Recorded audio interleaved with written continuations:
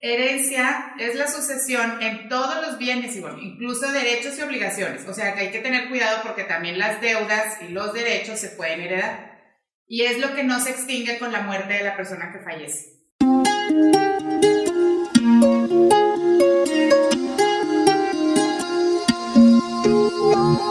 Hola amigos y amigas, somos Adriana Quiroz e Ivonne Castro y te invitamos a escuchar Mujeres de Ley, un espacio creado para ti donde podrás conocer temas legales de interés común que se pudieran presentar en cualquier etapa de tu vida. Y que sin ser abogada, abogado o experto en el tema, puedas entender y conocer. Además, cada mes tendremos un invitado o invitada especializado en algún tema para compartirnos toda su experiencia. Hoy presentamos Me nombraron heredero.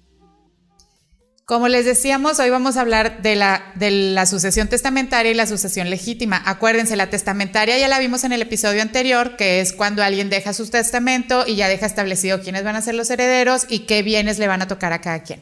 Pero la sucesión legítima es cuando no existe ese testamento o llegó a existir y se declaró nulo o que hubo algún conflicto, etcétera, ¿verdad?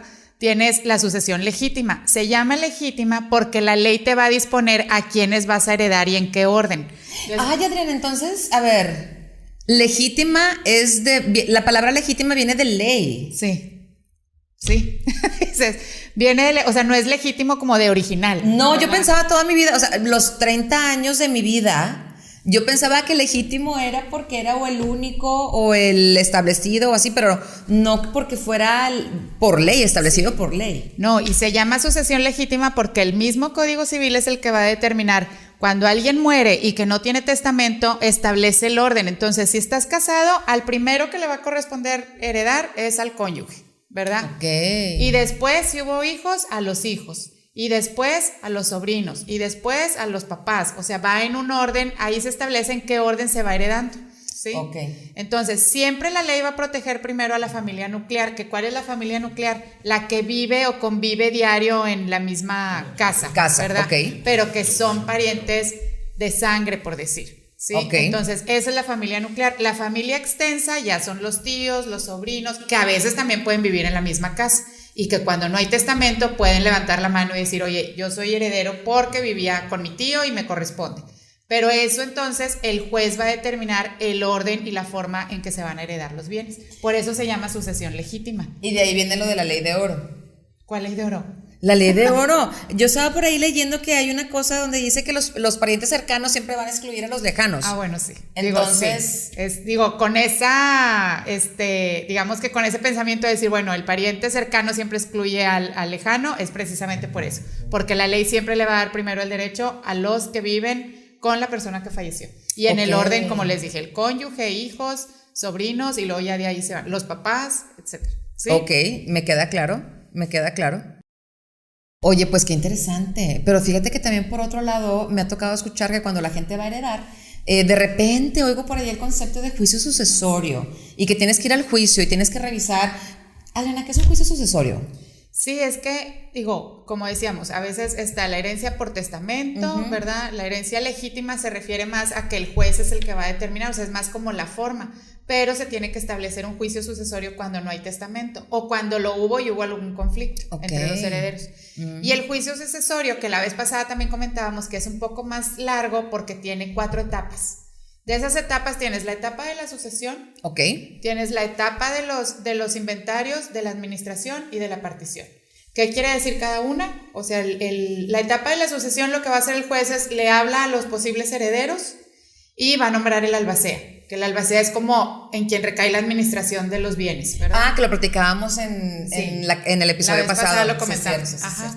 Entonces, esa es la etapa de la sucesión. Luego viene la parte de inventarios, pues se revisa todo lo que tenía la persona que falleció, que es el de cuyos, ¿verdad? Entonces van a revisar cuántos inmuebles, si tiene cuentas bancarias, si tenía carros, si tenía, no sé, todo lo que pudiera tener que fuera de su propiedad, incluso los derechos o las obligaciones a que hubiera estado con la responsabilidad de. Entonces se hace ese inventario, ¿verdad? El albacea es el que va a tener esa administración. Y luego viene la parte de administración en el juicio, o sea, esa etapa, y ahí lo que se hace es, por ejemplo, si había deudas que en ese momento se puedan pagar, pues se cubren, o sea, a veces de la misma herencia dicen, oye, pues resultó que falleció mi abuelito y tenemos, no sé, una distribución de bienes de $1,000,000, por decir, y resulta que tenía una deuda de 200,000, bueno, pues de ahí se puede cobrar la deuda y ya nadie se hace como responsable. De eso. Entonces, esa es la parte de administración. Ok. Y luego ya la parte final, que es la partición. La partición, exacto. O sea, ya el juez va a decir, bueno, le toca tal y tal y tal, o sea, va a determinar cómo se van a dar esos bienes. Y se dicta la sentencia, que es la resolución final. Okay. Esa resolución final va a tener, digamos, el valor de un título de propiedad. ¿Sí? O sea, si tú recibes un inmueble porque fallece una persona cercana a ti, ya no, o sea, no te van a hacer un contrato o no te van a hacer, sino que dentro de la misma sentencia dicen, Ivonne es la dueña de, y ese es tu título. Y ahí ya queda el título. Sí. Oye, entonces, a ver, nada más para aclarar y a lo mejor voy a redundar un poquito, pero es para aclarar dudas que a lo mejor más de uno podemos estar teniendo. Entonces, esto del juicio sucesorio aplica para una herencia o una situación legítima. Si es una sucesión por testamento, ya todo quedó establecido, aclarado y escrito en el testamento, y ahí no ocupas el juicio sucesorio. Salvo que hubiera habido un conflicto a la hora del testamento. Okay. Entonces, la vía que tienes es el juicio sucesorio. El juicio sucesorio es más que... Por eso les recomendábamos hacer su testamento, porque el juicio, ahorita les platiqué las etapas así como que bien rapidito y en cortito, bien ágil. Pero realmente a veces llevan años, ¿verdad? O sea, no es algo sencillo.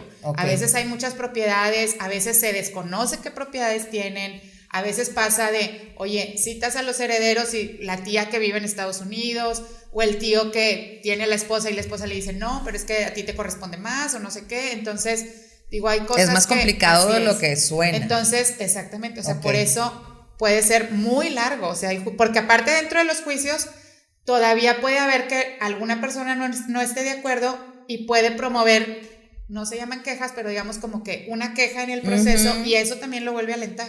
Entonces, ¿alguna disconformidad, por ejemplo? Sí, o sea, se dice fácil, pero realmente sí es un proceso complejo. ¿Verdad? Y no por repetir las cosas, ¿verdad? Repetir las cosas. Hagan su testamento. Pues sí, realmente, como decíamos, heredas bienes y no problemas. Y no problemas, pero estamos hoy en herencias, entonces vamos a continuar.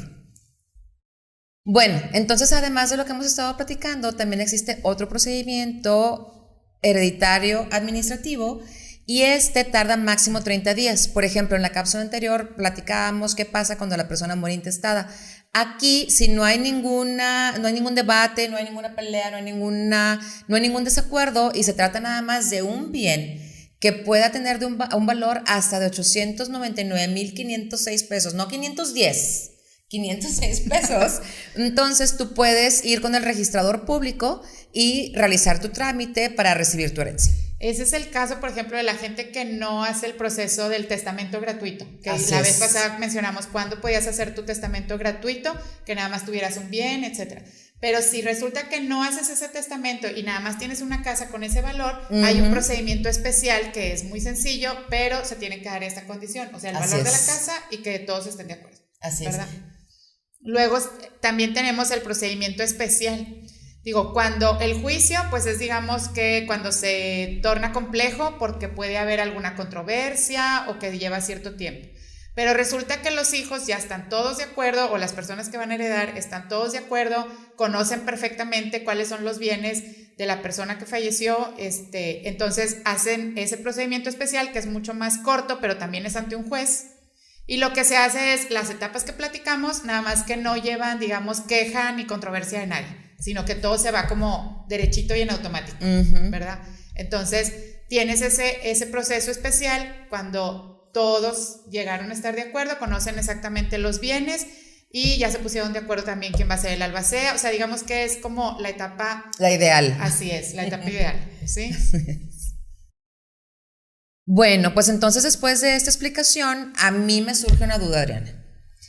Vamos a suponer, oye, pues ya están las personas, ya está establecida la herencia, te va a tocar tanto y demás, pero resulta que no asignaron bienes por personas. Entonces resulta ser que las cosas se dividieron en partes proporcionales, pero luego, oye, ¿sabes qué? Tenemos una propiedad o hay un bien de promedio en el que pues a lo mejor no sé, voy a inventar, es una camioneta. Entonces, pues ni modo que te dé una llanta a ti, una llanta a mi hermano y el motor a mi mamá, ¿verdad? Así es. Entonces, ahí, ¿cómo le haces? O una casa, o sea, un cuarto cada quien, pues no. Entonces, supongo yo que eso se tiene que vender y repartir el dinero.